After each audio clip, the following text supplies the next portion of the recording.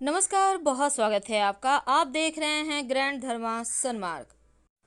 भगवान शिव की पूजा में सबसे ज़्यादा महत्वपूर्ण अगर कोई वस्तु है तो वो बेलपत्र है, जिसका जिक्र कई ग्रंथों में है। शिव महापुराण में बेलपत्र के बारे में बहुत विस्तार से बताया गया है।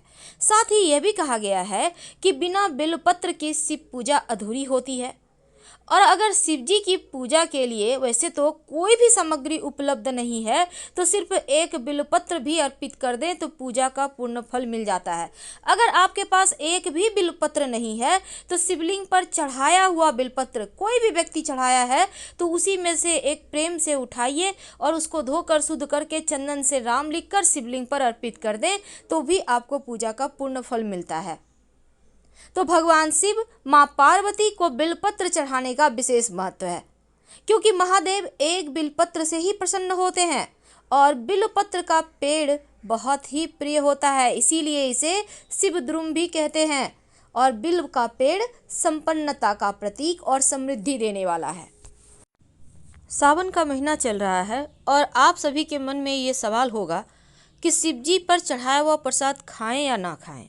आखिर अगर ना खाएं तो क्यों ना खाएं, और खाएं तो कौन से शिवलिंग पर चढ़ा हुआ प्रसाद खाएं। देखिए, बहुत तरह के शिवलिंग होते हैं जिसकी हम पूजा करते हैं। पारद शिवलिंग है, पार्थिव शिवलिंग है, पत्थर से बना शिवलिंग है। तो हर शिवलिंग का अपना महत्व होता है। हम सभी देवी देवताओं का प्रसाद ग्रहण करते हैं, लेकिन कुछ लोगों के अनुसार कहा जाता है कि महादेव पर चढ़ा हुआ जो शिवलिंग का है, महादेव का प्रतीक, शिवलिंग के ऊपर चढ़ा हुआ प्रसाद बिल्कुल भी ना खाएं। लेकिन इसके पीछे मान्यता क्या है? देखिए, शिव जी के मुख से चंडेश्वर नामक गण प्रकट हुआ था, और जो चंडेश्वर है वो भूत और प्रेतों का प्रधान है, और शिवलिंग पर चढ़ा हुआ प्रसाद चंडेश्वर का भाग होता है। यानी चंडेश्वर का अंश यानी प्रसाद ग्रहण करना भूत प्रेतों का अंश ग्रहण करने के समान माना जाता है। अब सवाल यह है कि क्या सभी शिवलिंग एक ही तरीके से फल देते हैं? देखिए, सबसे पहली बात, एक बात हमेशा याद रखिएगा कि शिव जी का जो अंश, चंडेश्वर का जो अंश है, आप शिवलिंग पर प्रसाद चढ़ाते हैं तो वो मानकर छोड़ देते हैं।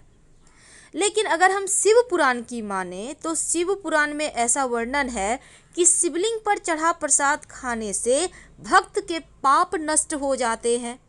अब जहाँ तक चंडेश्वर की बात है तो सभी शिवलिंग पर चढ़ा प्रसाद चंडेश्वर का हिस्सा नहीं होता, उसका भाग नहीं होता। तो किस तरह का शिवलिंग का प्रसाद आप नहीं खाएंगे और कौन से शिवलिंग पर चढ़ा प्रसाद खा सकते हैं? मान्यता है कि कुछ शिवलिंग का प्रसाद बिल्कुल भी ग्रहण नहीं करना चाहिए। जैसे कि आपने पत्थर का शिवलिंग है, उस पर आपने प्रसाद अर्पित किया है तो उसको ग्रहण ना करें। अगर आपने मिट्टी का शिवलिंग पर प्रसाद ग्रहण किया है तो आप ग्रहण उसको नहीं करना है अर्पित करने से। और चीनी मिट्टी से बना हुआ जो शिवलिंग है, जो अमूमन हर किसी के घर में होता है, तो ऐसे शिवलिंग पर चढ़ा हुआ प्रसाद भी नहीं ग्रहण करना है। यानी साधारण पत्थर से बना हुआ, मिट्टी से बना हुआ और चीनी मिट्टी से बना हुआ जो शिवलिंग है उस पर चढ़ा हुआ प्रसाद भूलकर भी ना खाएं। तो कौन से शिवलिंग का प्रसाद खाइएगा और इन प्रसादों का क्या करें? देखिए, जो आपने साधारण पत्थर, मिट्टी या चीनी मिट्टी से बना हुआ प्रसाद है, इसको आप किसी भी नदी या जलाशय में प्रवाहित कर दें। लेकिन अगर आप धातु से बने शिवलिंग या पारद शिवलिंग है आपके घर में तो उसमें चंडेश्वर का अंश उस प्रसाद में नहीं माना जाता और यह महादेव का भाग होता है। तो ऐसे प्रसाद को ग्रहण करके आप महादेव की कृपा के पात्र बन जाते हैं। तो आपके घर में अगर पारद शिवलिंग है तो आप जरूर आप प्रसाद खाइए, शिव जी का प्रसाद है वो, उनका आशीर्वाद है। और दूसरी तरफ शालिग्राम के साथ शिवलिंग की पूजा करके आप शिवलिंग पर चढ़ा प्रसाद खाने का भी अधिकारी हो जाते हैं, क्योंकि ऐसे शिवलिंग पर चढ़ा हुआ प्रसाद खाने से किसी भी तरह का नुकसान नहीं होता। शालिग्राम यानी भगवान श्री हरि विष्णु। अब ऐसा प्रसाद जो शिवलिंग पर चढ़ाया ना गया हो और शिव की साकार मूर्ति को अर्पित किया गया हो, यानी आपने शिवलिंग पर अर्पित नहीं किया, भगवान शिव की मूर्ति है वहीं पर अर्पित किया है, तो उसे भी आप ग्रहण कर सकते हैं। किसी भी प्रकार की हानि आपको नहीं होती और शिव जी की कृपा भी आप पर बरसती रहती है। तो उम्मीद है आप समझ चुके होंगे कि कौन से शिव जी पर चढ़ा प्रसाद नहीं खाना है और कौन से शिव जी पर चढ़ा प्रसाद आप खा सकते हैं। तो उम्मीद है आपको ये तो आप जान ही चुके होंगे कि घर में अगर आपके पारस शिवलिंग है तो आराम से आप प्रसाद खाइए, लेकिन चीना मिट्टी का शिवलिंग है तो भूलकर भी मत खाइएगा। और समुद्र मंथन से निकले विष को शिव जी ने कंठ में धारण किया था, तब सभी देवी देवताओं ने शिव जी को दूध से, बिल्वपत्र से अभिषेक उनका किया।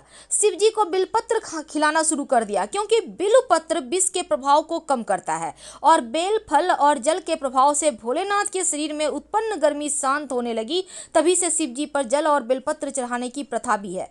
लेकिन क्या आपको पता है, शिव जी पर अर्पित किया गया बेलपत्र, अगर जो स्त्री को संतान की प्राप्ति नहीं हो पा रही है, अगर वो नियमित रूप से एक ही बेलपत्र खाना शुरू कर दे श्रावण के माह में, तो संतान की प्राप्ति हो जाती है सरलता से।